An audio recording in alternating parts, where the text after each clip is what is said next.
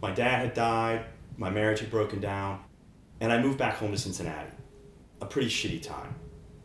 And I was helping Mom sort through his old boxes in the basement, and that's when I found it. My old Ken doll. And it's hard to explain, but suddenly all of these memories came flooding back from my childhood. The good ones, feeling closer to my sisters, and the feeling of having a constant companion. The bad ones, being teased mercilessly for playing with Ken. It was very emotional to relive that, so I took him up from the basement and put him in my room. Just for a bit of fun, nostalgia. Yeah, I'd moved back in with Mom, partly to help her and partly because I was in limbo. I really didn't know what I was going to do with my life. So I'm in my mid-40s, and I found myself in the middle of a messy divorce, living back at home in my own bedroom with Ken. A midlife crisis, some might say. But it's funny how sometimes what you think is the worst time of your life can somehow turn into a catalyst for complete change. Like a new you. Yeah, I guess I was depressed looking back. I mean, who wouldn't be after the year like I'd had?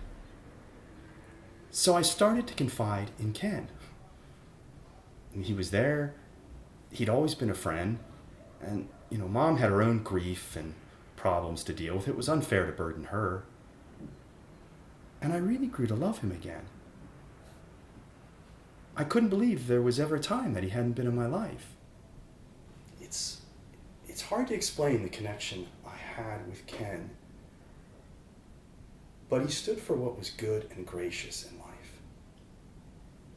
It helped block out the ugly things that had recently happened. And the more time I spent with him, the more I respected him and wanted to be like him. A good, wholesome, all-American guy with integrity, morals, good looks and humor.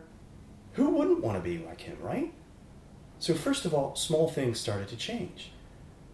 Some color in my hair, having my eyebrows tidied, then gradually a bit more, hitting the gym, a change of wardrobe, Botox and fillers, and people started responding to me differently. It was wonderful. Like a new lease on life. And now when I look in the mirror, I see a different me. A me more like Ken. So that's the aim now. To look more like Ken. Be more like Ken. I want a nose job and a chin implant, but that's not the top of my priority list yet. My veneers, that's the next big thing to do. So next month, I'm going to my first ever Ken convention, or Kenvention as they're known, for some tips, some inspiration, and who knows? Maybe I'll even find my very own Barbie.